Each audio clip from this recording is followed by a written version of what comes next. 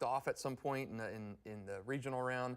But Mandarin, Nice, and Oakleaf comfortably in the playoffs. Mandarin could probably climb as high as even that #2 seed. But Fletcher's the one you gotta really hope it kind of figures things out, because you gotta win. And you're playing Trinity Christian tonight in a very, very difficult game. You're down in that game right now. You got to come back, and actually they just tied it up, so 7-all in that game. You got to win that game if you're Fletcher to have any kind of shot of making the playoffs. Right now you're on that door knocking to get in, and the #9 seed. And you'd feel bad for Fletcher if they win that game, get to 7-3, and then still don't make the playoff. That's what's so confusing about this whole system. Yeah, you talk about teams that need to win. We mentioned Fleming Island tomorrow night against Flagler Palm Coast. Like you said, Fletcher has tied Trinity Christian 7-7. We mentioned Jackson earlier as well. The wheels are coming off. It's 23-0 First Coast. Yeah, and you figure that was going to happen. And First Coast 4-5 could get to that 500 season in Jarvis Parker's first year. So First Coast gave Fletcher everything it wanted last week. Ended up losing that game 24-21, but Fletcher needed 2 touchdowns in the fourth quarter to win that game. So First Coast is good. They just are not at that level yet. You know, when I think at First Coast, it's the Marty Lee years, DeAndre Johnson, Chris Black, Reggie Lewis, all those guys. And it's just not like that. But they're gonna beat Jackson. And a few years ago, she was on the other foot. Jackson was that #1 seed, and First Coast had no shot of making the playoffs. They upset Jackson in week 11 and made the playoffs. So things like that have happened before. Let's go back down to St. Johns County, the Channel 4 game of the week between Mandarin and St. Augustine. Last time we left, it was 7 apiece between Mandarin and St. Augustine.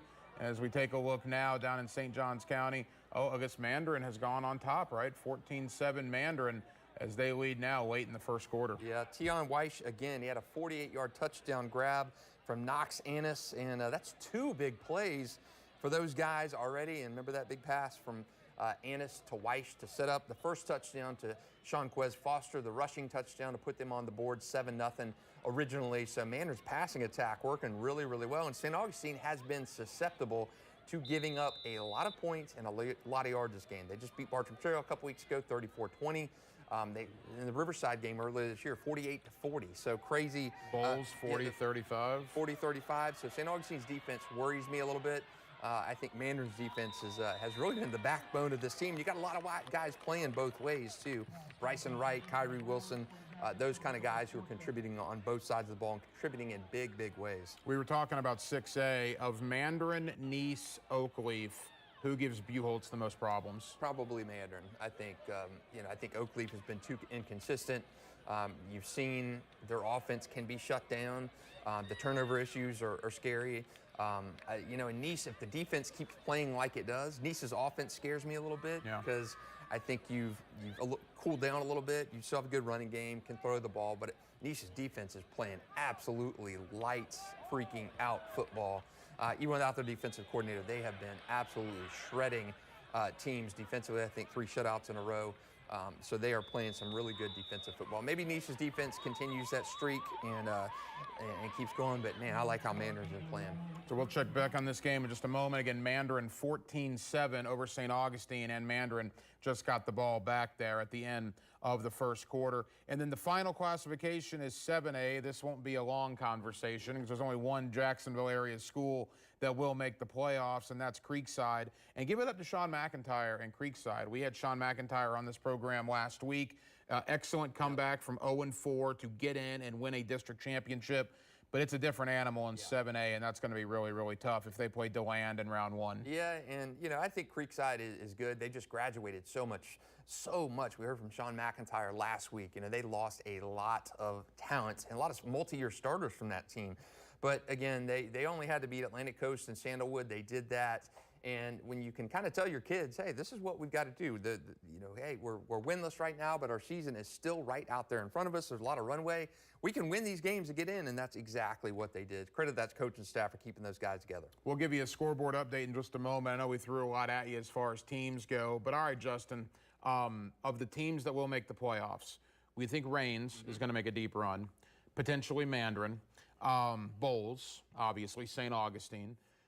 Who am I missing? Is there another team that could make a deep run? Bradford County, potentially? I think Bradford will get to the Final Four. I think UC or Trinity will get to the Final Four, probably UC. It's just once you get to that Final Four, what are you going to do when you get down there? Are you going to be able to get into that championship game? St. Augustine, excellent team last year. You know what you run into in the state semifinals? Plantation American Heritage. A machine. So yeah. you're not going to win that game, and that's why playoff system and everything. It's a different conversation for a different day. But yeah, you get there, and can you get over that hump? If you're Bowls, can you? Bowls got the talent to get the state semifinals, but can you convert? It's been a while since they played for a championship, but I think Bowls and I think Reigns have the best chances at bringing home a title. If there were to be a team that maybe we haven't talked about that could potentially win a couple of games in the playoffs, Bishop Kenny, a team like that? I think Bishop Kenny's a team that could go 3 rounds deep. I think they could win 2 games, and then you've got the obligatory regional final against Reigns, and we knows what comes with that. I think UC, I think Trinity will go a couple rounds deep in the playoffs. I think a Creekside is probably one and done. I think when you go into that Region 1-6A where you have Mandarin, Nice, Oakleaf, I think 2 of those teams could win a game. I run into Buchholz again. So, I don't know. I think a Mandarin has a good shot to go to the Final Four, provided you get past Buchholz. I think St. Aug is good to get to the Final Four. I think Bowls is good for potentially a state championship game, and I think Reigns is definitely a state championship game kind of team. A lot of teams are going to make the playoffs. The season ends tonight for teams that are not going to make the playoffs. Bartram Trail, Riverside, biggest surprises for you that will not make the postseason? I think so. I think both those teams, with how far they fell off, in a sense. Although Bartram is going to finish basically with the same record it had last year. That season was kind of stained a little bit by Corey Johns missing. I don't even think he's back for the finale tonight. It's so weird. Riverside's fall off was significant. You go from a playoff team last year, you go from banging with all the guys and constantly going on the playoffs under O.J. Small, and they're back under Antoine Nicholas, and then to go 2-8 and to just not. You were competitive in most of the games. You probably should have beat Oakleaf in week 1. You had St. Aug, even though St. Aug was depleted when they met. You banged with St. Aug. You put 40 on the board against them. But yeah, for a program that has been traditionally pretty good since 2012, disappointing year for Riverside. We'll talk about the Sunshine State Athletic Association playoffs in just a moment. A couple of scores to update you on. Middleburg, one of those bubble teams, playing North Marion tonight. North Marion traditionally pretty good. I don't know how they are this year, but Middleburg's off to a great start. 15-0 Middleburg in the second quarter. Yeah, and you got to win that. And North Marion was much better a few years ago. I think they're 2-7. Yeah. But who cares? You got to win the game to keep pace in that playoff race. And if you're Middleburg, great season for Ryan Wolf. This is their first 8-win regular season since, I believe, 2003. Had a shot at 9-1, but lost that one to Fleming Island last week. Really let that one slip away. That would have been a huge win for those guys. Beachside is in. We don't necessarily know about their seeding yet. I can't imagine they would fall out over the next 2 weeks, although they play Nice tonight, Fleming Island next week. How about this? In the second quarter, they lead Nice 7-6. Wow, that's impressive. That's the first point Nice has given up in about a month. So good one for Beachside. To be able to score anything on that Nice defense is pretty good. I got Baldwin up by a touchdown over Ed White in the second quarter. Again, Baldwin, maybe the best team that we haven't talked about the entire year. And I'll give it up to my buddy Dylan Denmark, who does the radio program with me. He's on the Baldwin coaching staff, and Don Velvet, the head coach out there. Quite the year for Baldwin. They will be in the playoffs, only losing 2 games so far, and they lead Ed White right now in the second quarter. Tell me Denmark doesn't coach on the defensive side of the ball. No, special teams. Okay. Special teams. Okay, he gets a pass there. Yeah. Because defense, you gotta give that guy the hustle to the door. So great season. And Baldwin's not a bad program. They've had an unbeaten regular season as like recently as 4 or 5 years ago. So they're a really good team. Don Velvet, best name in the high school football coaching circle. Love Don Velvet, no question. That was back when they had Gavin Screws at quarterback. That's right. When and they now went his undefeated. younger brother Stephen is playing quarterback. Yep. And maybe a little bit of a surprise here as well. Bishop Kenny and Providence tied 7-7 in the second quarter. Providence has got this a playoff game for Providence. You've got to win, and if you win this game, you're in the playoffs, lock, stock, and barrel for Providence. So Mo Williams, and he's a good coach. Different team this year without his son Mason at quarterback. But again, this is a playoff game for Providence. You win, you're in the playoffs. So you know Coach Williams has really stressed that to his guys that, hey, win, let's take care of business. Our season is still right here in front of us. Seems like a good time to bring up the Sunshine State Athletic Association playoffs as well. Paxson 21-14 over Franklin County. We got West Nassau Stanton Fernandina Beach is in action. Christchurch is in action. A lot of playoff teams in our area tonight. What's your overall thought on round number 1 of the Sunshine State? Great matchups. I like the all-local matchup. Stanton at West Nassau. I imagine Callahan is rocking. We've got a reporter out at that game shooting that one. We'll hear from the winning coach after that game as well. Paxson, I think, talked about them a minute ago. If they can kind of keep that going, I think they got a chance to play for that championship. Somebody in our region will come out of there and play for that state championship. It's going to be West Nassau or it's going to be Paxson, and I think both of those teams are really, really good. You know, we talked about this briefly a couple of weeks ago. You mentioned the Florida Invitational Tournament. It's a brand new concept, at least mostly brand new. I think some elements were introduced last year. Essentially think of it as the NIT of high school football in our area. If you don't make the FHSAA state playoffs, there is still a chance to get into a postseason tournament, and I wonder how it will be received, and I bet bids for that will come out in the next week or so. Yeah, you know, when you look at that, that'll give teams probably like a Bartram Trail, which is going to finish 3-7, but still with a pretty solid points ranking. I think it gives a team like that to accept an invite and play in that. It, you know, it really replaces like the postseason bowl games, which used to be big, and the FHSA did this last year with the rural division. So in the rural class, which is the smaller schools, you know, you've got the Madison County, the Hawthorns, those teams. And if you know you're not going to be able to compete in that championship bracket, which a lot of teams aren't going to be able to bang with the Madisons and the Hawthorns, then you go into the next 16 teams and you play in this invitational tournament. And it gives teams on the outside of that championship window an opportunity to win their own state championship, an own tournament. So it was built off that successful format from last year. And I think it's good in a sense because it does give those teams that maybe miss, you know, if you're a team and you come in the 9th spot and you had a good season and you say, oh my gosh, this gives you an opportunity to kind of keep playing a little bit. And I don't know if you saw this week, Hacker, but the FHA just had a board meeting yesterday where they talked about new classifications and everything. And they're actually going to vote on Monday about their new proposal. And as we take a look back at St. Augustine and Mandarin, 14-7, still Mandarin, and Jackets punting again. Oh, is that a issue with the punt there, it looked like? Yeah, issue with the punt, and Mustangs getting it back in good field position for something to get going. They're going to get that on plus territory and a short field to work with. Could be going up 2 scores on St. Augustine. But back to the FHSA, the board of directors, threw that proposal out there. Every 2 years they reclassify. They look at student enrollments and stuff. And they reclassify. They say, okay, you're going here, 400 more students, you're going another class. So really radical proposal, not that they're reclassifying, it happens every year, but the proposal initially is you go from 1A to 7A, now 1A to 5A, and the rural class which exists. So you go from basically having 8 classifications down to 6. Well, okay, well that's what FHA Executive Director Craig Damon has said before. He thinks it's too diluted to have so many state champions, and this is the way to kind of get back to that. And would that eliminate 3-team districts too? That would eliminate 3-team districts. Yeah. So it would make minimum district sizes between 6 and 8, which would be great. But in the 4A and 5A classifications, in the proposals, you go from now, which are 64 teams in there, okay, solid size, to up to like 135 teams, which is a massive, massive jump. So when you're having 130 teams in class 4A and 5A, all right, well, that's competition for those playoff spots going to be pretty solid. But you drop down to the rural class and you've got 40 teams. So you've got 40 teams competing for these basically 16 and 16, the Florida Invitational and the championship. So basically, I'm doing math, I'm a journalist, but I'm not really good. So 32 teams out of 40 making the playoffs.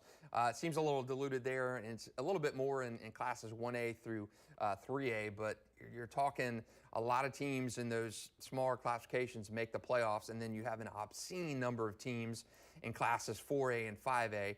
And you have now the addition of district championship tournaments in this situation. So that would kind of follow the format of how it is in volleyball and these other sports. You actually have a tournament.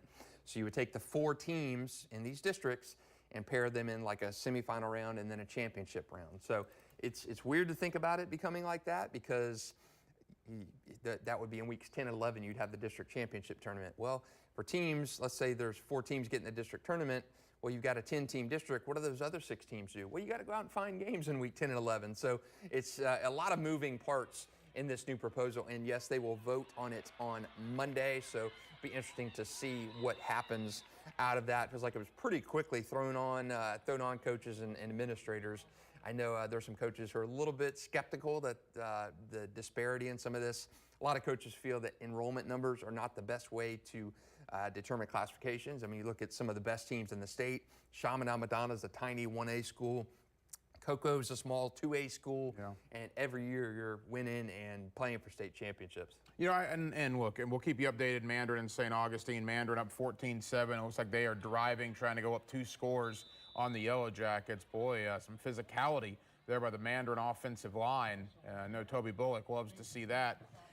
Quickly, Justin, the FHSAA, I applaud them for trying new things, but why have they not been able to get the playoffs right? Because seemingly whatever they do, some people find fault with it. Yeah, it's just tough. And Florida being an open enrollment state, you know, you can't look at what Georgia does and say, hey, we want to do this. It's just so difficult. Yeah. The goalposts kind of keep shifting every year. But I know we're going to talk to Jamie Rogers here in a couple minutes. So you want to head to break, and we'll bring Jamie back. We'll talk about that same situation with him. Yeah, Jamie Rogers in the midst of a 21-day break. They finished their season last week. They have the playoffs in 2 weeks. We'll keep you updated on Mandarin and St. Augustine. Mustangs 14-7 in the Channel 4 game of the week. More scores to update you on as well. The final week of the regular season here in Northeast Florida with Justin Barney, the hacker Ryan Green, the Friday Night Lights, a Thursday Night Lights edition presented by Farah and Farah, and we are glad you are with us.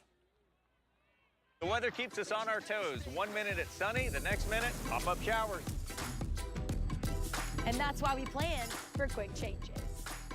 Letting you know the exact minute you'll need a jacket, an umbrella, or some flip-flops. Before things turn messy, with spot-on alerts wherever you are. There are no surprises when you stay ready with the Weather Authority. Always watching, always tracking. We got the hotness, them no stop this, no.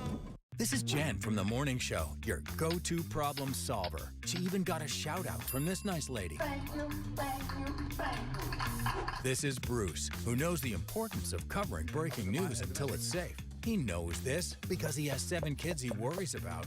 And here's Weather Authority Katie, tracking severe weather minute by minute, and she always lets you know the best time to walk your dog. Together, they kickstart your day right on The Morning Show, only on News4Jax and News4Jax Plus.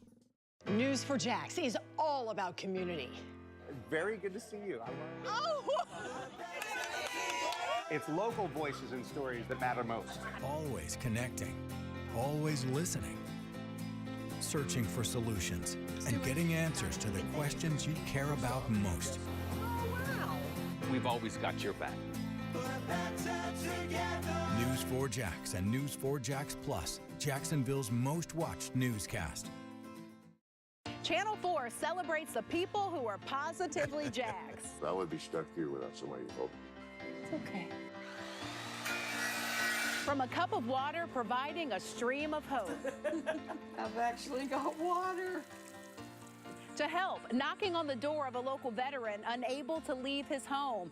Awe-inspiring stories of our community putting others first. Positively Jax, only on News4Jax. It's all or nothing, no in between. So let me tell you what that really means. Let's start the show, fully charged. We just letting you know it's all or nothing. We are back with a new season. Join us for a full half hour of scores, highlights, and features on Varsity 4 football. Fridays at 10:30. Presented by the accident attorneys at Farah and Farah. Is this thing on? What are we even doing here? It's now football time. GMFB Overtime on CW17. I love CW17. It's in Jacksonville. One of the great stations. If you miss this electric cinematic moment. Look at this fan's reaction to what Tank Bixby just did. Oh, come here. Look so happy he looks. That guy giving that hug, I love you. You're definitely a Jags super fan. 5 days a week. Let's go. GMFB Overtime. Weekdays at 10 on CW17. It's time for another look at the high school scoreboard, brought to you by Superior Fence and Rail, where quality matters. With Justin Barney of Channel 4, the hacker Ryan Green of 1010XL. Glad you're with us. Last week of the regular season, scoreboard looks like this. The Channel 4 game of the week, Mandarin 14-7 over St. Augustine in the second quarter. Episcopal up big on Ridgeview right now, 29-7. Episcopal is comfortably in the playoffs. Reigns, no problem with Atlantic Coast, Justin, as Reigns looks to cap off a perfect regular season. And a couple of scores since we last talked about these games. Must win for Fletcher. Trinity Christian has taken the lead out at the beach, 14-7. And you had Nice go up on Beachside, 13-7. I know we had a question regarding Beachside and their playoff positioning. Yeah, I think they are in decent shape right now. They're in the number 4 seed. I just cannot see them dropping out to something potentially, Fleming Island, how the ratings are. Beachside's at 10.007 and Fleming Island's at 6.758. That's a pretty sizable gap to make up, but Fleming Island is currently number 8 spot, but really not in that 8 spot because the number 9 seed is actually a district champ. So that district champ would get in, so Fleming Island's not really in right now. I don't think that, maybe Fleming Island, if they went out and then could they push Beachside out? I just don't see Beachside, even if they lose out, dropping from a 4 seed to completely out of the playoffs in a little bit of time. Yeah, with only 2 weeks to go. I know we're about to have Jamie Rogers of Bradford County on. Before we get there, we'd be remiss if we didn't mention the festivities out at Fletcher High School tonight as the field is being named after Joe Reynolds out there. Yeah, Joe Reynolds, a long-time guy, probably as identifiable with any gateway school as there is. So Joe Reynolds, a lifetime achievement guy out there at Fletcher. Coach Theatric Faison, athletic director, football coach. Some of the best times in Fletcher football history certainly came under Joe Reynolds, and then his protege, Josh Corey, right after that kind of kept things humming along. But congrats to Joe Reynolds. He is a guy who's done it for decades and decades. Yeah, he bleeds purple out there, no doubt about that. Another score to update you on. You mentioned it's going to be a high-scoring game. Baldwin 21-14 over Ed White in the second quarter. Not surprised at all. On pace for about a 45, 50-point night for both those teams. Yeah, no question about it. So as we'll await Jamie Rogers of Bradford County, we're going to talk to the coach. And again, it's such an interesting scenario with him and his football team. Again, you don't plan things like this. They just kind of happen based on scheduling. He has a bye week this week.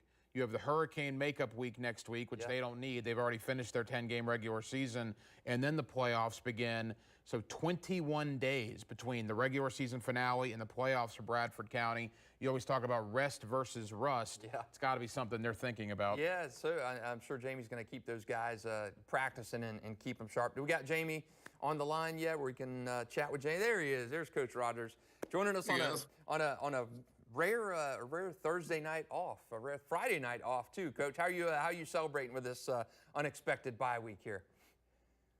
Getting kids in the bath and just having a good little dinner at home tonight. It's a quiet night, which is good. Well, tell your wife thanks for letting us interrupt you for dinner. Hack was on a field trip earlier today, Sue, so he had child duties. I did the corn maze out in Green Cove Springs, Coach, so I know all about the fatherly duties. Yeah, I got the spooky parade at the first thing in the morning before I go to work. So, Coach, want to get your thoughts on a couple things.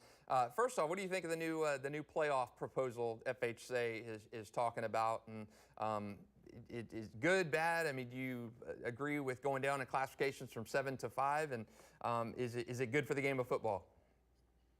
Man, I had a feeling you were going to ask that. So, it's for us. Like, obviously, we're never going to make everybody happy. I think that's pretty much a consensus. Depends on where you're at, whether the proposal is favorable or not. For me, for the whole entire state, I don't feel like it's favorable. It's very hard to find 4 or 5 games, much less having to find 8 games. I think there's, just to throw out a proposal and then try to move it through in a couple days is a little bit reckless. I think there's so many people that have good ideas, and I think there's so many people that haven't been contacted that could probably throw out some good ideas. And let's get 2, 3, 4 things on the table, and let's try to figure out what's the best for the whole as a state.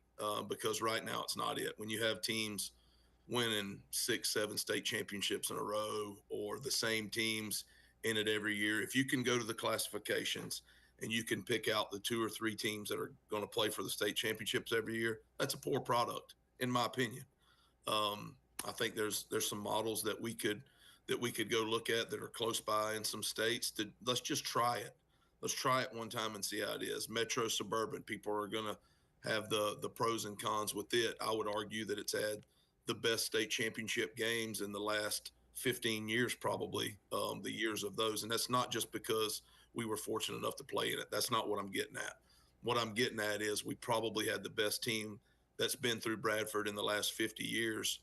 That team deserved a chance to play in the state championship. Had it not been for suburban Metro, I'm not sure that would happen. We have 27,000 people in our county.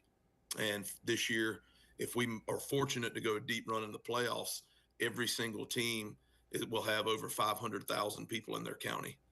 That the word I hear all the time is, balanced competition or what have you. When you have counties playing 25,000, 26,000 people, they're competing with counties that have 1 million people, and private schools that are year in and year out are some of the best in the business. That to me is it's not really competitive balance.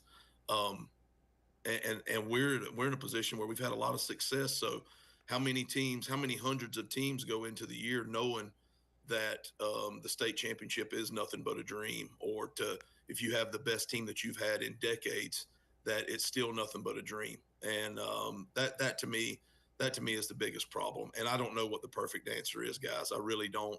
I just think that there's an opportunity to try something different. I know several states have take private schools completely out, made 3 or 4 classifications for just them, and then 3 or 4 classifications for public. I don't know if that's the answer or not. I have no idea. I just think we need to try we need to try something different than what we got and what's been proposed. Yeah, those numbers you speak of, Coach, where we put it into perspective. Again, Jamie Rogers of the district champion Bradford County Tornadoes with us here on Friday Night Lights on 4+. Justin Barney and the hacker Ryan Green with you. Coach, again, congratulations on a district championship. Now, we were talking to you earlier, and I've talked to you about this on radio the entire season, really. Week 11 bye. Then you had the hurricane week, which we had no hurricanes this year. I'm happy they did that, but unfortunately, there was no weather interruption, so another bye week. And then the playoffs began, meaning you have 21 days off between your regular season finale and the playoffs. You're a week into that 3-week break. How have you spent it so far, and what are your plans the next 2 weeks getting ready for the postseason? Well, we did some deload lifting, pretty light for what we do normally this week. We'll give the guys out of the weight room tomorrow, give them off from practice. We gave them off Monday completely and Friday completely, just to try to get the legs back underneath them.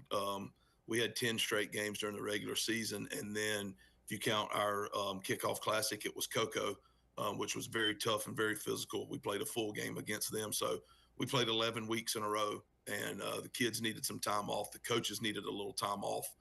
And I told them yesterday we need to hit the reset button. Let's go back like it's to the beginning of the season. And we needed it. We had 4 or 5 guys that were in alternate jerseys Friday night that didn't get to play in the game against Santa Fe. We need to get all those guys healthy if we're going to compete at our highest potential.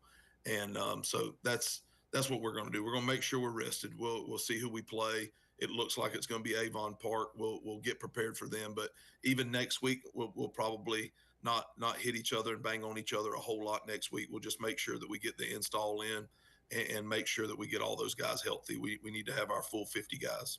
I think I know what you're going to say to this, but you've had success everywhere you've been. You've been one of the rare coaches who's done state semifinals at every school in Florida you've been a head coach at. Suwannee, Baker County, and certainly at Bradford. What is success? Is it surrounding yourself with guys smarter than you, blind spots that you have, and you go out and hire a guy? What has been kind of the recipe for you to have success? Because not a lot of coaches can bounce from place to place to place and have that exact same success at each place. Well, I think the first thing is, I've been fortunate to be at really good places, one county schools for the most part. And that's where I grew up in one of those in Baker. So that's what I know the best, in my opinion. And when you can rally the community, then you can rally the football program, and they go hand in hand. And if you rally the football program, you usually rally the community. So that's one of the things I think that I probably do the best. I don't know how good X's and O's I am, but I do know what you said. I've surrounded myself with some really good people at every single staff. I've had very hungry young coaches, for the most part, mixed with some veterans that have the same vision that I have. And then when I was at home in Baker, I had a staff. The entire staff either played with me, played for me, or they either played at Baker. The entire staff. And then since I've been at Bradford, we've had an unbelievable staff and continuity there. I've had the same set of coaches since the day I walked in January of 22, and that's hard to do these days. A lot of guys want to move up, and I got some guys on staff that want to move up, and they will, but they've been very loyal. And then obviously you have to have good players, and you have to. The biggest thing is probably the off season and training and making sure they're physically at the best when August gets there. And so I think we do a really good job with that. But players and coaches, they're always the most important. Coach, final question for me. When you take a look at the playoffs right now and you take a look at prognostications, right, could be a really good time for Northeast Florida. You guys, Bowles, Rains, St. Augustine, Mandarin, go on down the line, Trinity Christian, University Christian. What does it say about Northeast Florida and the caliber of football this season? A lot is expected of these teams in the coming weeks. Yeah, absolutely. We, our area, year in and year out, we have so many schools in our area where most time things are spread out talent-wise, but there's some very good coaches in this area, and you guys do a great job of highlighting that. And then, navigating what high school football is today. It's a very different game than you guys remember, and we remember 20 years ago. It's just different where kids just move around so much and play basketball at one school and football at one and baseball at one. It's a different time, and it's a little bit difficult than what it has been, but it's also people can't be hypocritical and say that it hasn't helped. Of course it's helped. When you have good programs, kids want to play there, and that's just it's just a different time. But yeah, we're excited about representing Northeast Florida for that matter, and just being named with some of those schools that you named, Mandarin, St. Aug, Bowles, Rains, Trinity. To even be in that conversation is what we dreamed of when we started this thing up in Bradford in 22. Man, you guys' defense has been cooking, and certainly Bradford has been phenomenal when you arrived in Stark. And wish you the best of luck for the rest of the season, Coach. We'll talk to you again here probably in a couple of weeks as we get ready for the playoffs. Thanks for taking time on an off Thursday night for you, you and your wife and the kids. Thanks for sparing a few minutes with us. Yeah, thank you guys. I appreciate you. Go Tornadoes. Jamie Rogers, the head coach, the district champion, Bradford County Tornadoes. And it's interesting. You talk about Jamie Rogers, successful at Live Oak, Suwannee, Baker County, Bradford County. I know we're going to talk about Brian Braddock, who's one of the coaches in the game of the week. He's at St. Augustine now, super successful there, was very successful at Mandarin. You take a look at Bobby Ramsey, what he did at Yulee and won a state championship at Mandarin. And you can go on down the line with numerous guys in our area, numerous schools, very successful at each location. Yeah, and the thing with Jamie is he alluded to, you ask him why he's been so he has a pattern. He finds that school that community is so important, and what he has done in Stark, if you go to a game in Stark on Friday night, or Columbia County and Lake City, or Suwannee or Baker County, my goodness, it is the epitome of Friday Night Lights. And when you have your community buying into what you're selling, and the kids coming up, the middle school programs and stuff, and that fits Jamie to a T. That's why he's been a unifier and truly a program builder. He's got the communities there to buy into what he's done, and man, you see the results everywhere he's been. And I knew he was going to say his coaching staff, because you got to surround yourself with the guys that are really, really good, and he has done a certain good job at identifying those guys. I'll be the first to admit, when Baker County came open in the offseason, he's from Baker County. He played at Baker County. He took Baker County to a state championship game. I thought, well, is he going to go back to Baker County? Yeah. Obviously, what he thinks of Bradford and what he's done there speaks volumes for turning that opportunity down. Yeah, and hey, good. unbelievable job. And I think it was natural to make that that tie, but he has got something really, really good going down there in Stark. And you look everywhere Jamie's been. I mean, played for a state championship in Baker County, his alma mater, and then to had at Swanee, and then Baker County, and then of course what he's done now at Bradford has just been remarkable to watch. And you figure as long as Jamie's there, you know they're going to be a successful program, especially with that defense. My goodness, St. Augustine and Mandarin just got a halftime update. 14-all. Samorian Wingo catches the tying touchdown pass, and we are knotted at 14-all at the break. And my guy out there, reporter, said this game does not feel like it should be tied at halftime. Mandarin, just from the highlights we've seen, it looked like it was pretty much in control of that one. And look, we saw that with St. Augustine earlier in the year. Wingo caught a Hail Mary at the end of the first half.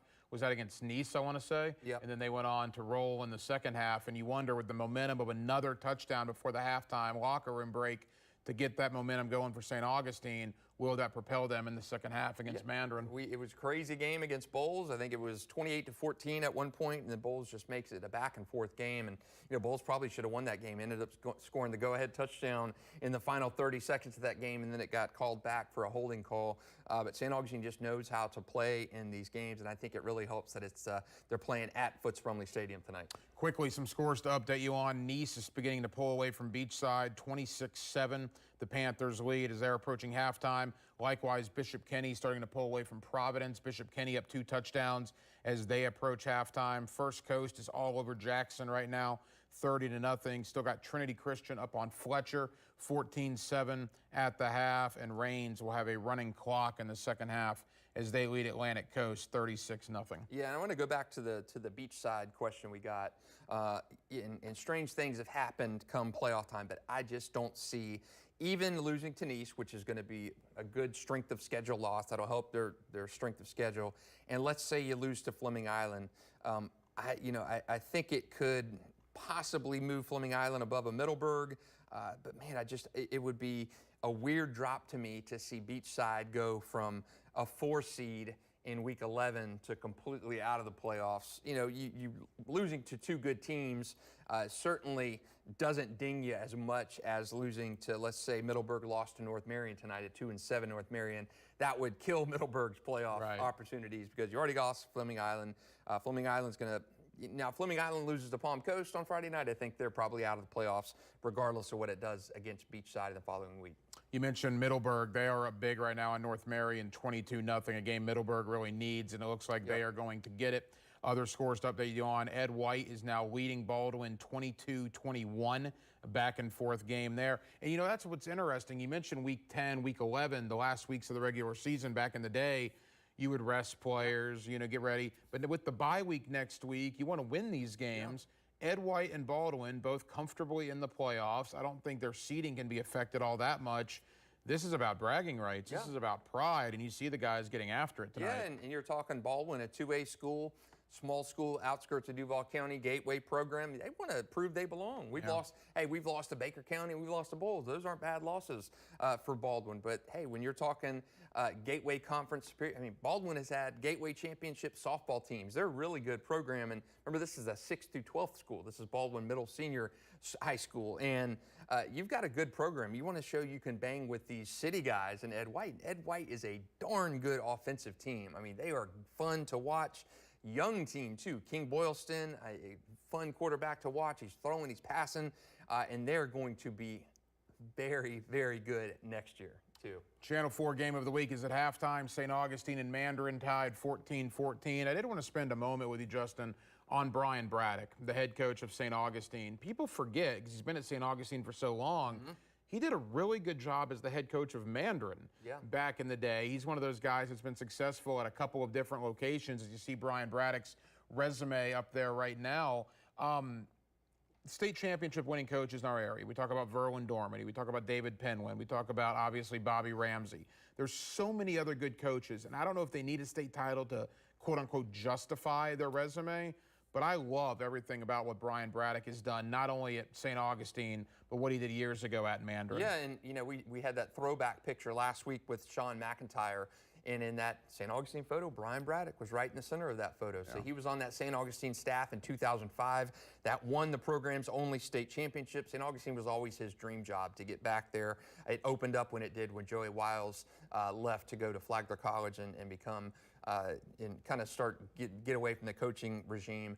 So Brian was primed for the St. Augustine job. Cut his teeth at St. Augustine under Wiles, left to go to Mandarin, of course, and had unbelievable success there. He went 23-10, and that was that 12-1 season in 2015 was Mandarin's. It still remains Mandarin's best record in program history. Of course, they won a state championship with Bobby Ramsey there, but. Brian has been a program builder. Whenever I've talked to other coaches, whenever I do preseason surveys about best coach in the area, Brian Braddock has won that consistently. He's very well respected by his peers. He's a very analytical thinker, and you see that kind of come out in the coaching ranks. And for him to he continuously gets the best out of his players. He continuously gets the best out of his coaches, and he's in that Joey Wiles mold where. One of Brian's things, he always has talked about sustainable excellence. Yeah. A program, you're not going to have Samorian Wingos every year, Brandon James or Quentin Hancock's every year of your program. You have to put the infrastructure in place, the guardrails in place to have that success when you're blocking with a 5'10", 190-pound offensive lineman, because you're not going to have that 6'4", 320 guy every year. Can your program sustain that? And Brian has done a remarkable job. Kind of that Joey Wiles coaching tree. He didn't plan on the blue chippers every year. You had to play with what you had. Joey was great at doing that, and Brian has, you got Samorian Wingo and Brenton James, but a lot of those St. Augustine guys are just blue-collar kids, and that program, that infrastructure that he has, he built Mandarin, he got at St. Augustine, is what keeps that program humming along. I think Braddock is in the same conversation. I know you're going to talk with Matt Toblin of Bowles. I would put him there. Donovan Maslin of Rains. I would put him there. Jamie Rogers, who we just had on, I would put him there. Great coaches in our area. Unbelievable regular seasons, deep playoff runs, yet all of those guys, they haven't reached the ultimate goal of a state championship. I guess my question to you is, A, do they need that ultimate goal to justify their resume? And B, who will be the next coach in our area that wins his first state championship? Yeah, and years ago I would have said yes, because you're compared to Corky and Verlin, Mike Pittman's and Robbie Pruitt's and those guys who have won state championships at an unbelievable clip. David Penland III is probably in that realm as well. But it's so different now. High school football is different now as we sit here tonight than it was 5 to 7 years ago. It's so much changed where, if you're not out recruiting and bringing all these guys in, it's so difficult. If you're a bowl, even Trinity's fallen on leaner times. When you're not getting those bluest of the blue chips every year to come in and do that, you're not going to win a championship. And you heard what Jamie said. It's why Suburban Metro worked so well, because you gave those guys an opportunity. I don't care. Bradford could get to that state championship game 10 times out of 10 and play those Cocoa teams and probably not going to win. Probably not going to beat them. And that's what you're going to run into. St. Augustine, as good as St. Augustine is, as good as that team was last year, you had great quarterback, great receivers, very strong running game, good offensive line. And you get down there and you knew you were going to get taken apart by Plantation American Heritage. Rains, as good as Rains is now, I don't know if Rains can beat Miami Northwestern this year, just from what we saw last year. So I don't think you need a state championship to be validated. I think even in the years where Duran Wiley's coaching at Rains and he's winning back-to-backs, it's so much different of a time now than it was 5 years ago. Darryl Sutherland never won a title. Joey Wiles only won one title in 3 tries.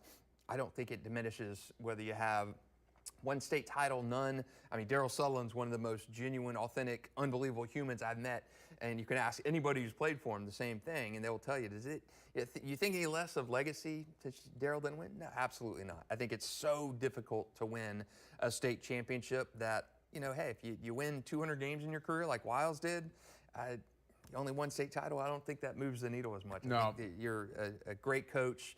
Title or not, I think the title just kind of enhances that legacy. I agree with you. I don't think they need a state championship. They all want one, certainly. It's the ultimate goal. Are those the 4, Rogers, Maslin, Braddock, Toblin? And if so, which of those 4 will be the next one to win a state championship? I would probably say, if I had to pick right now, it's going to be Toblin or Maslin. I think those two teams, I think Bowles this year has the talent. to do that. I think they're strong on the defensive front. I think they have some inconsistencies in that secondary where we've seen like a St. Augustine exploit that. I think offensively they're so good on the offensive line and so good running the ball and good at getting the ball to Naeem Burrows and letting him make plays. I have question marks if they get into like a shootout type of game, who's going to stand and answer the call. Asher Giddo's phenomenal on the defensive line, but 17 sacks, remarkable already for a sophomore this season. But I have questions in that secondary. Can they hold teams if it gets into a shootout? But I think Bowles this year and I think Raines this year are probably the two best. And Bowles just naturally with the guys you're able to bring in. I think Toblin and that staff, they continue. I think they're probably set up the best to bring that next state championship in. I know you're going to talk with Matt Toblin coming up here in just a little bit. Big one for Bowles tomorrow night against Lake City, Columbia. Yep. Again, Bowles comfortably in, Columbia comfortably in, but you want that momentum heading into the postseason. That'll be a big one in Columbia County. Absolutely, and Jamie talked about, small counties, one school. Columbia's got two schools, Columbia and Fort White, and to me that's as close. And I know I've had the conversation with Brian Allen. Games aren't as crowded and packed as they were 10 years ago, but just the Friday night lights out there are just something else. I don't think Columbia has the offense to stay with Bowles. I think Bowles' offense is still a step ahead of what a lot of people see. That offensive line and that ground game are just mow through teams. And Columbia is very good on the defensive side of the ball. They have one of the best defensive players in the area in Cam Mills. They're good at receiver in Kyron Caldwell, but I just wonder, they beat Clay 21-0 last week. You need to be putting 55 on Clay, to me, if you're a Columbia. And, I think we saw a little bit of their offensive deficiencies in that St. Augustine game. So I do question if they can score 40 to keep up with Bowles. I think Bowles wins that one by at least 2 touchdowns. Let's get to the scoreboard. Nice 27-7. They lead Beachside at the half. Again, 14-14 Mandarin St. Augustine in the Channel 4 game of the night. I got West Nassau up big over Stanton in the Sunshine Athletic Association state playoffs. Again, 2 local teams going at it. West Nassau apparently is having a relatively easy time of it. Yeah, they're the #1 seed in that the highest division of the SSAA, hosting a playoff game, new turf field. All of Callahan's coming out for that game, and to see it, Gunnar Cox well on his way to a playoff win. Hey, a good season for Stanton and Dennis Bettinger over there. They did a good job. He was hired in late July. You bit off a lot tonight, West Nassau. Hey, you made the main bracket too, so great for Stanton compared to where you were 5-6 years ago. Orange Park and Clay, a once proud rivalry, has kind of fallen on harder times a little bit, but a good game tonight at halftime. Orange Park leads 17-14. Again, those are 2 teams playing out the stretch tonight. Yeah, and a chance for Orange Park to finish strong. You played Beachside to a 31-28 game last week. So, yeah, good finish for Marcus Wimberley. If you can get to 4-6, win a county rivalry game to kind of put a bow on the season, not bad. When you talk about Clay County, Oakleaf is very good. Fleming Island, competitive. Middleburg, competitive. But what about Clay, Ridgeview, Orange Park? How can they get back to where they once were? Yeah, and I think it's open enrollment. Kids go where they want to go, and I think you need the coaching staffs in place. Clay was legit when Josh Hoekstra was there. Oh, yeah. They were a darn good team. Remember that 74-73 game against Bishop Kenny? You beat the Walford Express in the highest scoring playoff game in state history. So I think you just got to, Tom McPherson at Ridgeview during his time there were really, really good and consistent playoff teams all the time. But you just got to have that infrastructure in place. And no disrespect to Merlin Smith. He took over at Ridgeview and trying to restore that program. But it takes time, especially in a very competitive county where Oakley, Fleming Island, now Middleburg has kind of come up. Kids in that county want to play at those winning programs. And for a long time, it was Clay. Back in the early 2000s, it was Ridgeview when Tom McPherson was there. So you just got to get back to that glory. And maybe Marcus Wimberley stays and kind of turns things around at Orange Park, and former college football player, name, notoriety and stuff. But you just got to get that infrastructure in place and got to get those kids coming there. Battle in St. Johns County. We haven't updated yet tonight. We do have some action. Ponte Vedra 10-0 over Creekside. Again, both teams comfortably in the playoffs. Ponte Vedra, we did last week, teams that are under the radar. Have we talked enough about Ponte Vedra this year? They're a good football team. Very good. They're a very good team, and another team that's well coached. Steve Price came here from Tallahassee North Florida Christian, perennial state program, state champ. And again, a no-nonsense guy, puts stuff in place. You got a good workman-like crew of kids around you. That's going to be hard work and well coached. And you put that in place to a program that is already got a pretty good vibe and pretty good pulse and trending the right way. You add some good coaching to that, and you kind of see them go off. Remember, they've lost 2 games this year. One of them to Beachside. I'm sure they'd like to have that game back. And then otherwise, lost to Nice in week 1, and they've been very, very good. You mentioned Bartram Trail, maybe obviously disappointing because they're not going to make the playoffs. They are going to end the regular season on a positive note, 41-8. I have them over Ribault right now. They're going to be a team that potentially gets invited to that Florida Invitational Tournament. Fletcher's another one potentially. There will be some teams in the area. Will that be well received? Will teams accept those bids and play in that tournament? Yeah, I think so. I think it was really well received in that rural class. So now it's quite a bit different because you're taking 3 classifications, basically 4 classifications, and sticking them into one pot, and then another 3 in another pot. So I think it'll be a consolation kind of view. Yeah, it's the NIT, like going to a bowl game along those lines. So I don't think it's going to be massively celebrated, but I do think it's going to be, if Bartram gets in there and runs a table and wins that, I think there will be, some celebration to it. I think there will be a little bit of excitement because, again, you're playing football well on into November. I do think it'll have a little bit of that NIT-ish kind of feel. Well, again, at the end of the day, you get to play potentially 4 more football games, at least 1, maybe 2 more football games just by getting in to the playoffs. Again, the Florida Invitational Tournament, if you don't make the FHSAA playoffs, you potentially could get into the FIT, is what they're calling it, and play more postseason football with your program. Paxson leading 28-14 over Franklin County in the Sunshine Athletic Association playoffs. Well, you'd love to see maybe a Paxson-West Nassau situation down the line. Yeah, how about that? Yeah, that'd be great. I think it would have happened last year, and I think Paxson can bang with the West Nassau. I think West Nassau is probably this year. I think they are just on the warpath. I think they're so upset about what happened to them last year. I think they feel a little bit like, oh my God, I cannot believe we lost to Fernandina Beach after we handled them in the regular season. I think Gunnar Cox, having been out there earlier this year and talking to them and talking to the players, they said they were so ready for Fernandina that they could that was heading into the regular season game. They were so ready they could salivate at the thought of beating Fernandina. They did in the regular season, but you want to get a crack at them in the playoffs. I think they would love to get Fernandina Beach and end their season. I don't know if that'll happen, but I think West Nassau is going to come out of that region and play for a championship. We talk about longevity of coaches in the area. Obviously, Verwin Dormany is the king of that, 3+ decades at Trinity Christian. Is Steve Brown second at Paxson? He's been there like 13 or 14 years. Yeah. They've beat 3 Gateway Conference teams this year. They beat Inglewood. I believe they beat Ribault last week, which was a huge win for Paxson. Steve Brown, very quietly, does a really good job with that program. And he's the softball coach as well. AD, I mean, he has done it. I remember I told this story a few weeks ago. I remember I called him when he got hired, when I was working at the Times Union. I called him and said, hey, he was on the Sandalwood staff, I believe, at the time. And I said, hey, you're coming to Paxson. Is it your dream job? What's the, first head coaching job? And he goes, well, not my dream job, but it's somewhere I could see staying and building that. And lo and behold, 13 years later, he's still at Paxson.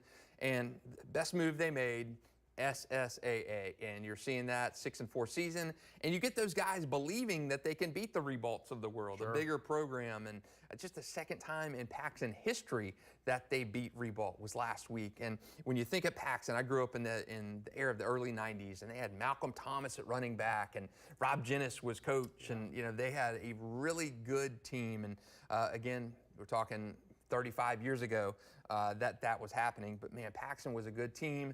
Things have changed. They're a magnet school now, but man, you get those highly competitive kids, throw them some coaching, some kids with some talent and some kind of disrespect saying, oh, people aren't believing in you. They don't think you can win. That's a dangerous combination, and Steve has really channeled that and unlocked it. And they got a good softball team, too. Yeah, so Paxson looks like they're going to advance in the Sunshine State playoffs. Looks like West Nassau will advance as well. Rains is going to be in the FHSAA playoffs, and they're going to make a deep run. They got a running clock going on against Atlantic Coast. They're going to be a perfect regular season for Rains. We'll see them again in 2 weeks. Are we at the point with Rains where it's state championship game or disappointing season? Absolutely. I think Rains is at that point. themselves. They're not going to settle for anything less than that. I think the disrespect after last year, all the noise and negativity they heard from the Miami folks after that game. I was at that game. It was nasty, raining, and I remember just being there in the third quarter of that game, and you could just feel how deflated the entire Reigns band, cheerleaders, everybody was, because they expected so much better of a showing. Went down there undefeated, mowing teams down. But I think that disrespect card, as long as you channel that into, again, we've talked about Reigns' schedule. They're not going to play really that team until maybe the state semifinals. You're not going to get tested by Bishop Kenny. No. You weren't tested by Yulee. There's nobody in your region that you're scared of. You go Baker County in round 1. That probably won't be a game at all. And then you're going to go and play maybe a Sarasota Booker in the state semifinals. That was Reigns' toughest game of the year last year because you'd been just plowing teams. And I think there's a little bit of danger in that though too when you get into that point. And I think Reigns being older, experienced, and having that chip on its shoulder from last year will certainly play into that. I think they'll be a lot more prepared for that potential state championship game against a Miami Northwestern or a Miami Central. Yeah, back in second half action, 14-14, Channel 4 game of the week between St. Augustine and Mandarin. We'll keep it right here, but I want to lump these two in with Bowles and with Reigns, as we're just talking about. The answer, I guess, seems obvious, Justin, but I'll ask you the question anyway. Why do teams in our area not fare well against teams from Miami? I think it's what Miami sees on a week-to-week basis, and what our teams see on a week-to-week basis is not even comparable. I mean, if you're looking, let's say a Miami Central is playing, let's say they're just the tour through Miami. Well, Reigns is playing a down team in Sandalwood. Okay, well, Sandalwood's lost 29 straight games going into tonight. If you're playing a Miami Norland team that's down, okay, you still Miami Norland, whether they're 2-7 or 8-0, I mean, they got athletes all over the place. They're a good team. Yeah. And that's playing, a down team, as we see Bryson Wright take a play and turn something into it. He is jacked to be there tonight playing in his hometown where his older brother played and where his dad played as well. So worth reminding people, he is a sophomore doing this. He is a sophomore, and having a little conversation in the office today, Bryson Wright, he doesn't really factor into like an offensive player of the year. He doesn't really factor into like a defensive player of the year, but my goodness, the kid has got 5 receiving touchdowns. He's got 3 pick sixes this season, and he's got 2 punt returns, kickoff returns, touchdowns. So where do you kind of put Bryson Wright in terms of like an award? I mean, this kid, as Knox Annis goes deep, and no flag on that play. It's good coverage there. Good coverage there. Knox Annis looking for Bryson Wright.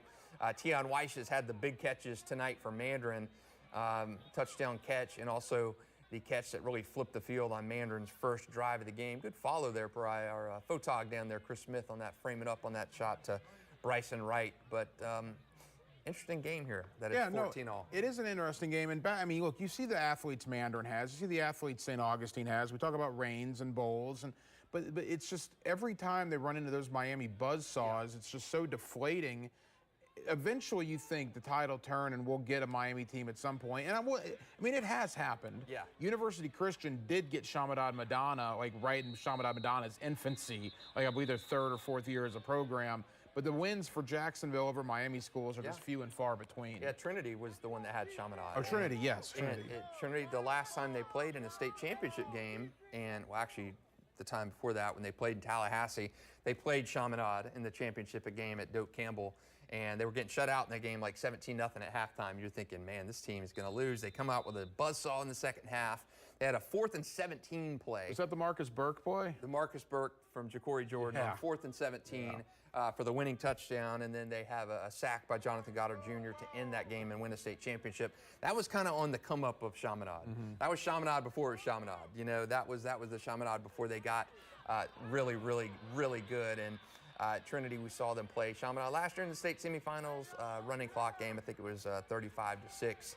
And I think probably what will happen again this year to whatever representative from Region 1 makes it down to play Chaminade in what is certain to be a forgettable state semifinal or state championship game. But look, yeah, when you're talking about what you see in Dade and Broward on a week-to-week basis, you know, the Plantation American Heritages, the Fort Lauderdale, the Venice, I mean, the Venice, when they come over and play, you're playing these teams week after week after week. Even the North Miami Beaches of the world are better than like the Sandalwoods. When you're talking the bad teams of Dade and Broward are, I mean, would probably go 10-0 against the Gateway schedule that was the Stantons, the Paxons, the Sandalwoods.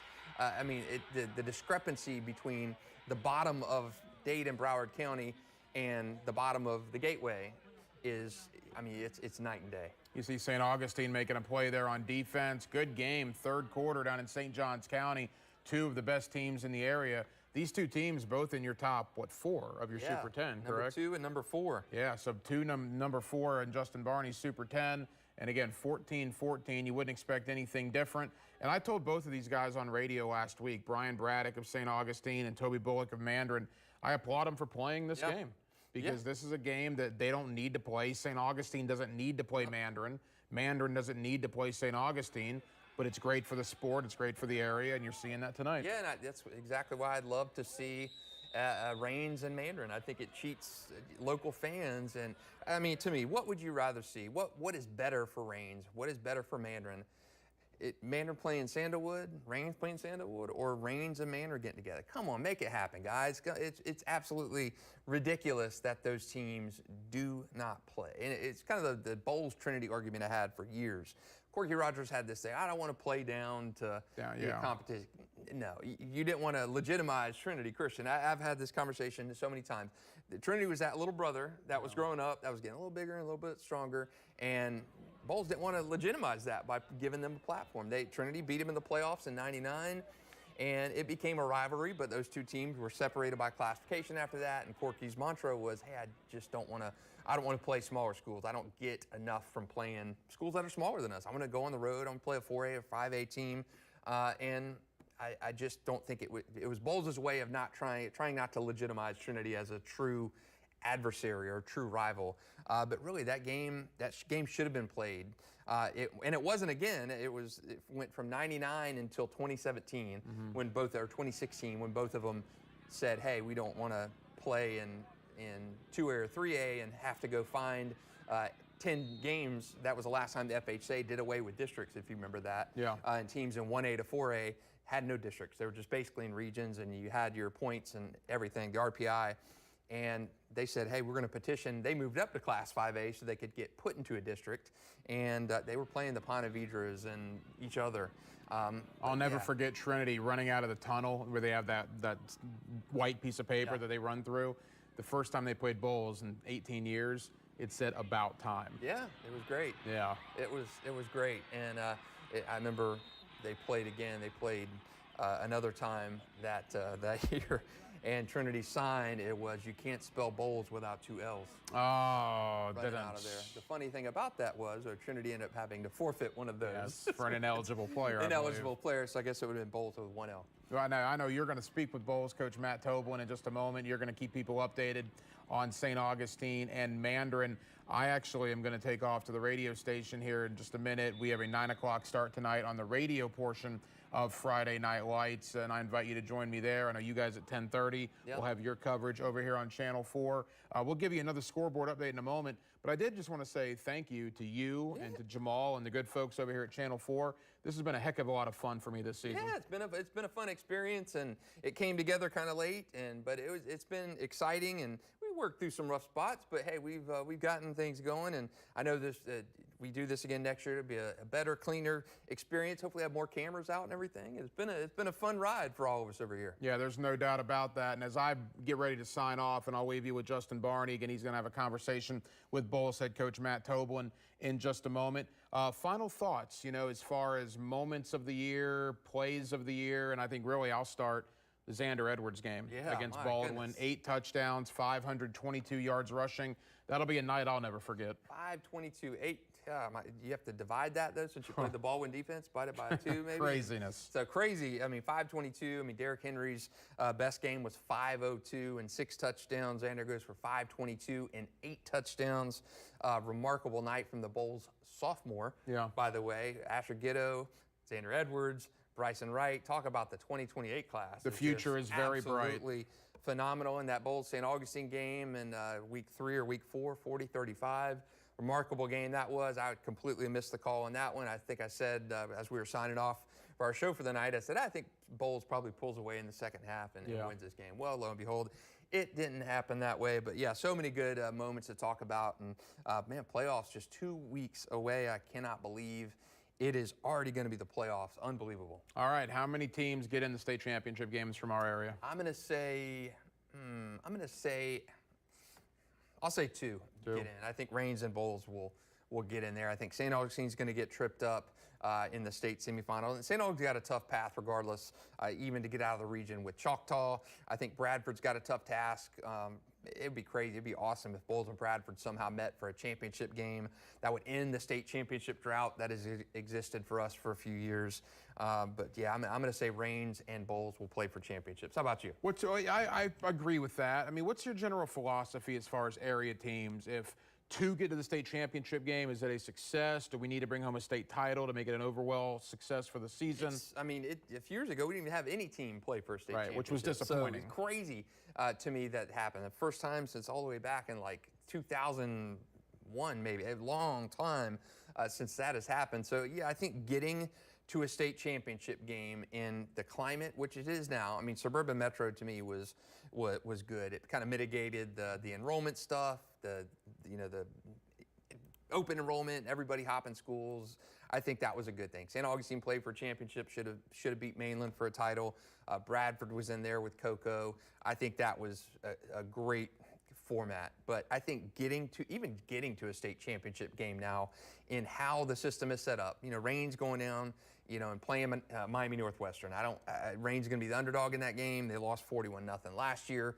Northwestern may be as good as it was last year, maybe a tick under how they were since they lost their quarterback. But I think getting there and how the playoffs are now, and yes, you're playing in a metro area, but you're not playing with the same deck of cards that the teams like Venice, Aquinas, those kind of guys, even Northwestern. You're not playing with the same deck as those guys from down south. Again, we'll keep you updated. Channel 4 game of the week, St. Augustine and Mandarin. Should be a good ending. We got some big play here for St. Aug. Is he going to get maybe a touchdown-saving tackle right there? St. Augustine looking to take the lead at home over Mandarin. That touchdown before half. Yeah, momentum huge for St. Augustine. Yeah. Again, that's not the first time that's happened this year. Samorian Wingo at the end of the half catches a 14-yard touchdown pass from Brenton James, and crazy things can happen on those plays. I mean, last week Oakleaf knocking on the door of the end zone against Mandarin. You get penalized at the 1-yard line. After that, you kick a field goal and you miss it. And then Mandarin goes down and gets a field goal at the end of the half off of that. So huge plays can be decided at the very end of a quarter. I mean, we saw the St. Augustine Hail Mary touchdown pass against Nice. Yeah. Remember? I mean, the Samorian Wingo was on the receiving end of that. Very last play of the half in that game. And they win against Nice 28-24. So some crazy things can happen. Man, Hacker, we've seen some good games this year. There's no doubt about it. Again, thank you to the good folks at Channel 4. Friday Night Lights, a Thursday Night Light edition. We're presented by Farah and Farah. I will leave you in the capable hands of Justin Barney. He's going to have a conversation with Bulls head coach Matt Toblin. I will head to radio, and I will have you guys on the radio with us coming up here in about 25 minutes or so. More to do under the Thursday Night Lights. We're glad you're with us. Presented by Farah and Farah here on Channel 4+. News4Jax wants to be your voice. You asked the questions that we all wanted to ask. We're better together. Shining a light on every community. To find solutions for affordable housing, to cover important local stories that matter to you. News4Jax and News4Jax Plus, the local station. Look at these cheeks. Oh my goodness. At the end of the day, we really want you to feel at home with us. At any moment, weather can weather. There's no time for delays when school's calling. And the pets need our attention too. That's why we're keeping you in the know with precise alerts, tracking and pinpointing pop-up showers that can mess with your plans. So you're always ready for school pickup or a quick trip to the dog park. The Weather Authority helps you stick to your routine when the weather weathers. Always watching, always tracking.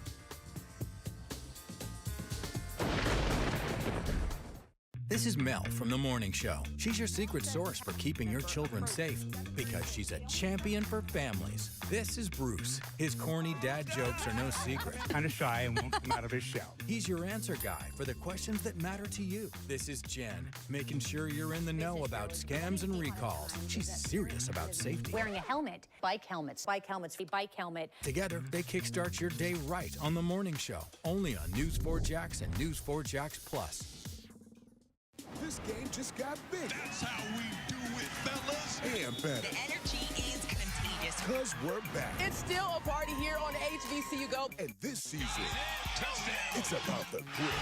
Unbelievable. The glory. This conference is anybody's to take. And the clash of champions. Every game is our championship game. The 2025 HBCU Go football season is here. HBCU Go Football, Saturdays this fall, streaming on News4Jax Plus. It's all or nothing. No in between. So let me tell you what that really means. Let's start the show. Fully charged. We just letting you know it's all or nothing. We are back with a new season. Join us for a full half hour of scores, highlights, and features on Varsity for Football. Fridays at 10:30. Presented by the accident attorneys at Farah and Farah. Is this thing on? What are we even doing here? It's now football time. GMFB Overtime on CW17. I love CW17. It's the Jackson stuff. It's one of the great stations. If you miss this electric cinematic moment, Look at this fan's reaction to what Tank Bigsby just did. Oh, come here! look how happy he looks. That guy, give him that hug. I love you. You're definitely a Jags super fan. 5 days a week. Let's go! GMFB Overtime. Weekdays at 10 on CW17. It's time for another look at the high school scoreboard, brought to you by Superior Fence and Rail, where quality matters. Thanks for rejoining us. My colleague Ryan the Hacker Green off to do radio duties on his high school football show at 10:10. Make sure you join them at 9 p.m. and rolling on through as they have the Friday Night Lights. Superior Fence and Roofing scoreboard, and we have got a lot going on right now. I'm going to fly through these right now. Games that have playoff implications for us tonight. First Coast 42, Andrew Jackson 8. So Andrew Jackson needed to win that game tonight. That is not going to happen.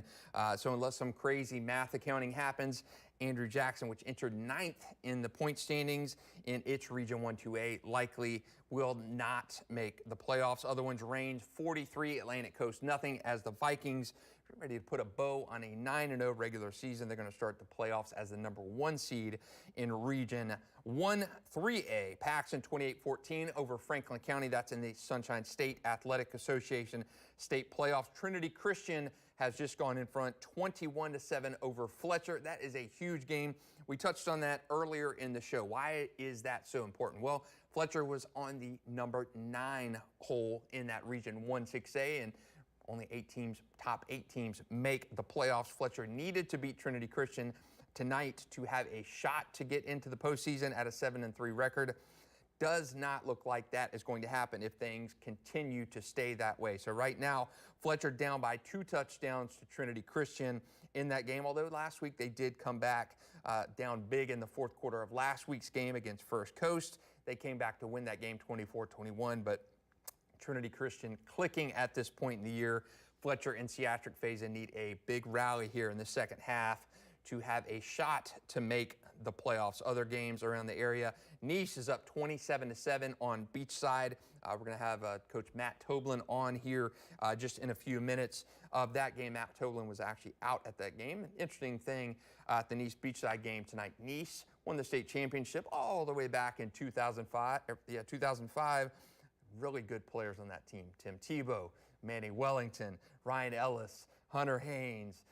The list goes on and on and on. So many good guys on that Nice football team. And tonight, they were honoring those guys at halftime of the Beachside and Nice game. Bo Howard on staff at Beachside. His dad, Craig Howard, the late, great Craig Howard, was the head coach of that Nice football team. So pretty cool to do it, the Nice Beachside game, to have a little bit of Bo Howard on the Beachside side in honor of his dad, who was such a big part of that Nice revival back in the mid-2000s.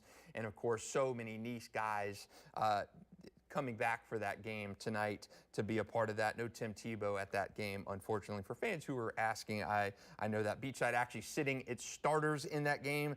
Nice up 27-7, so they have got a big one. Fleming Island next week and Beachside on November 4th.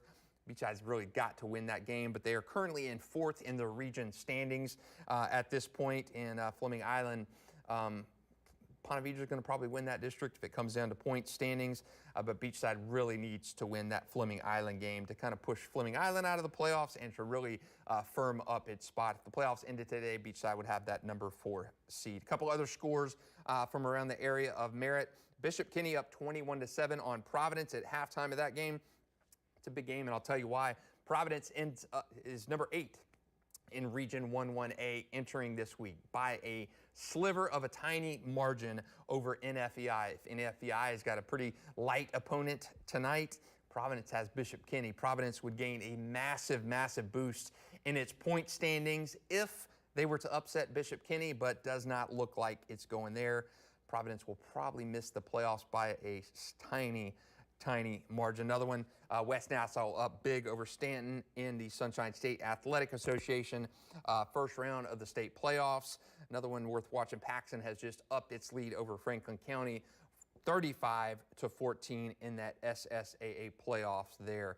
So take a live look back in our St. Augustine Mandarin game of the week right now and see if we can go back to St. Johns County and Foots Brumley Stadium. Game of the week is 14-all.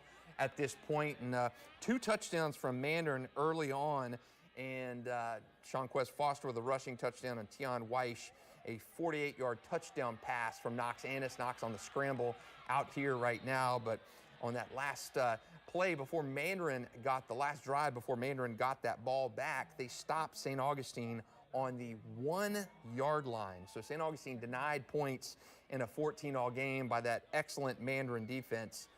To deny them a touchdown and a go-ahead touchdown right now. So we have a 14-all deadlock in the third quarter of our Varsity 4 game of the week. 2 teams that are headed to the playoffs as district champions. This would be a huge win for both of them. St. Augustine number 2 and unbeaten in our Varsity 4 Super 10 rankings, and Mandarin at 8-1. Its only loss was to IMG's main team. And Ponte Vedra beat the junior national team last week. Well, Mandarin played the IMG Academy Ascenders team and did not go well. They lost big in that game. But that is Mandarin's only loss of the year. IMG is basically a college football program. And Mandarin, hey, give them credit for playing that game. They knew it was not going to go well. But Mandarin's only lost this year to that powerful IMG team as they try to wrap up a 9-1 season against St. Augustine here in our Varsity 4 game of the week. St. Augustine will go into the playoffs if they win this game as the presumptive number 1 seed in Region 1-4A. Remember, they played in the state semifinals last year. They got a tough road back, though. A challenge probably against Choctawhatchee at some point in the playoffs, probably in that regional final round. You got to win tonight to make sure this game is at home. Good pass from Knox Annis right there to Bryson Wright on the sideline. I mentioned earlier in the show, Bryson Wright, his dad played at St. Augustine. I think that's his dad right there with the camera, actually, on the sideline right there. Colby Wright, good defensive player for St. Augustine. There's Colby right there walking by. Good to see him out and about. He was nursing a back injury last time I saw him, so good to see Colby out and about and back with a camera in his hand on the sideline. Both of his kids played.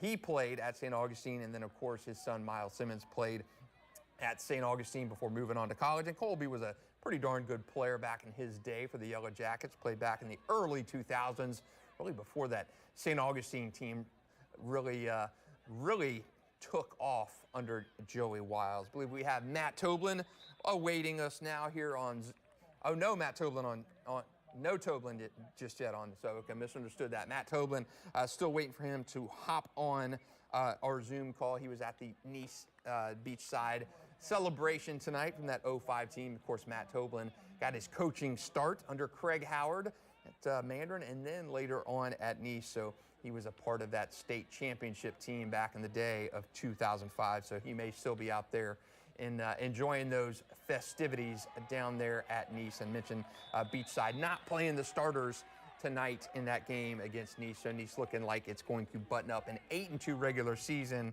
and head into that playoffs potentially with a 4 or 5 seed. That Region 1-6A is so difficult. You got Gainesville-Buchholz, number 1 seed. You're going to have Mandarin, Oakleaf, and Nice in that region as well. Really a tough region to come out of. Buchholz has won that region 4 consecutive years and been to the state semifinals 4 of those years. Still looking for that playoff championship game appearance. You run into just a juggernaut down there once you get into that state semifinal round. So coming up tonight, gonna chat about what we got. Thursday night football, okay? Thursday night lights, massive. Well, you probably wonder why we're doing this on a Thursday night instead of a Friday night. Well, Florida-Georgia week is 1, and 2, it's Halloween on Friday night. So hopefully a lot of these teams can go out and celebrate. A lot of these coaches with their young players get a chance to celebrate that Halloween with their young kids on Thursday night as we get to the end of the third quarter in that St. Augustine Mandarin Varsity 4 game of the week. And St. Augustine trying to put a bow on a 10-0 season, and Mandarin trying to get to 9-1. So yes, our last Friday night lights on 4+ of the entire season. Playoffs start in 2 weeks. It's been a fun ride with Hacker and I for this full season. We've seen some great games. Bowls in St. Augustine in week 4, 40-35. St. Augustine win. We've seen an Ed White win. We've seen Trinity Christian. We've seen some really good matchups this season. And as we kind of shift into playoff mode, there's going to be some good teams that are sitting out of the postseason. Like you talked about earlier, the Florida Invitational Tournament this year, that could allow a team like a Bartram Trail, who didn't have the best season, to sneak into and have a little bit of an invitational NIT basketball kind of feel for the state tournament. You're not in that main dance floor, but you're still dancing, almost equate it to postseason bowl games, which are still around, but not as relevant or really as prevalent as they once were years and years ago. Another one right now, shootout going on down there in Baldwin. Ed White has taken a 34-28 lead over Baldwin in another game that is between 2 really good teams, 7-2. So the winner gets win number 8 in that Baldwin game. Whoever comes out of that Baldwin and Ed White game, that one's shaping up to whoever has the ball last kind of wins score in that one. A couple other scores as we update as we go into the quarter 4 here in the Mandarin St. Augustine Varsity 4 game of the week. Man, maybe who has the ball last wins in this game. This one's still 14-all in our Varsity 4 game of the week. And the biggest play of the third quarter was that goal line stop on St. Augustine at the 1-yard line by Mandarin. Mandarin, we've talked about Mandarin quite a bit over the last 2 seasons here on our streams or on our game of the week. Well, I think Mandarin has had a better team last year. They had more depth. They had guys, Brian Harris, Cam Mills, guys who have graduated, guys who are now at different schools by transfer. And a lot of guys are playing 2 ways this year. That includes Bryson Wright. We talk about him as a receiver, but he has had a phenomenal season at safety this year for Mandarin. He has got, I think, 4 interceptions. He's taken 3 back for pick 6s. He's got kick returns for touchdowns. And you got a Kyrie Wilson, who's the 2nd leading rusher on that team, and who's having a phenomenal year as a safety. He had a pick 6 last week against Oakleaf to kind of flip that game. So Mandarin, to me, you've got less talent this year because of your graduations and your transfers. You're having guys play both ways, and you may even be a stronger team than you were last year. Of course, Mandarin wasn't at full strength last year due to health issues. Tremel Jones banged up, broke his lower leg or ankle in week 2 last season. So they played with Knox Anish, rolled with him pretty much the entire season. You had Jamie French, who was banged up, hurt his hand in the Varsity 4 game of the week last year at Bradford and was banged up from that point onward. So you got Mandarin. You got a lot of guys. To me this year, I think this Mandarin team, even though it doesn't have as many talented guys this season, you're playing Ironman football for a few of these guys on this team. I think Mandarin is even better this season than it was last year as they tried to complete this 9-1 season. St. Augustine won this game handily last year and trying to win in a dogfight of a game against Mandarin. Pass over the middle, Bryson Wright just off his fingertips. So St. Augustine probably going to get this ball back as we are early in the fourth quarter of this one, and we're talking teams that are possibly having a chance to go undefeated. We have St. Joseph, which is undefeated, playing in the first round of the SSAA playoffs. We have St. Augustine, which is undefeated right now in a dogfight against Mandarin. Of course, we got Range, which is having a phenomenal season. They moved back to #1 in our coaches rankings 2 weeks ago and to #1 in our Varsity 4 Super 10 rankings just this past week. They are just seconds away from wrapping up a 9-0 back-to-back 9-0 regular seasons for head coach Donovan Maslin. They're up 57-0 in that game. Other teams on the opposite side of that, Sandalwood trying to snap a 29-game losing streak. They're playing against Terry Parker tonight. Great old-fashioned Gateway Conference rivalry there. So Parker trying to win back-to-back games, and Sandalwood trying to win a game, trying to get a score update on that one. Westside, they finish 0-9, winless, and Wolfson and Inglewood battling over on Powers Avenue tonight in a unbelievable rivalry game there. Wolfson and Inglewood, great, but Wolfson trying to send Inglewood to an 0-10 season. So Wolfson up 35-9, just an update on that one. So Wolfson looks like they're going to sink Inglewood to a 0-10 season. And of course, Cedar Creek Christian winless as well. So we got the winning teams and we have the winless teams as those teams try to probably not successfully get out of that winless scoreboard column. Probably not going to happen for those teams, judging by the scoreboards tonight. Inglewood had a tough season, and they're going to limp into that offseason. Going to next year, still looking for that first win under Coach Muhammad. Other scores from around the area have just gone final. Range, final 57-0 over Atlantic Coast. First Coast 54, Andrew Jackson 8. So Andrew Jackson probably out of the state playoffs after that loss tonight. Still a good season for Bobby Ramsey and the Jackson Tigers. They're going to finish 4-6. Fletcher and Trinity Christian now in the fourth quarter of that game. Trinity Christian still up 21-7. Fletcher's offense has just not been as strong as it needs to be. They've had a big loss to grown man, the running back, Jamari Jennings, hurt his leg in the loss against Mandarin and the nasty weather out there, and loss for the year. That has hurt their ground game. So Fletcher's offense struggling to get moving. They need that win tonight against Trinity Christian bad, but they need to string together some points in a hurry in the fourth quarter of that one. Nice 27, Beachside 10, and Beachside adds a field goal by Owen Carey to put 10 points on the board tonight against Nice. Nice had a string of 3 consecutive shutouts on the defensive side of the ball. Bishop Kenny pulling away from Providence 35-7, so Providence probably out of the playoffs after that loss tonight. That's only the third quarter, so still some time left for there. Creekside 14-10 over Ponte Vedra at the half, and that is a big game. Not for Creekside. I don't think they can improve their playoff standings at this point, but for Ponte Vedra, a loss there would be damaging as can be. Ponte Vedra needs that win. They dropped from 1 to 2 in their Region 1 5A standings, and they are still alive in the race for a District 3 5A championship, but so is Fleming Island, so is Beachside. Won't be decided until next week. So Beachside needs to win. Not going to win tonight against Nice, but needs to win next week on November 4th against Fleming Island to have a chance at a district championship, but it's still probably going to be Ponte Vedra. Even if this Creekside score holds, Knights up 14-10 over the Sharks at halftime in that game. We got a lot coming up for you still tonight as we drop in on this St. Augustine and Mandarin game in the fourth quarter. Brent James calls a timeout. Game 14 all still in that Varsity 4 game of the week. About 10 minutes left to go in that one. You can catch highlights from that one coming up at 10:45 tonight. Remember, this is a Thursday night football, so we're doing things a little bit differently. So we got game highlights from games from around the area tonight coming up to you at 10:45 in our show tonight.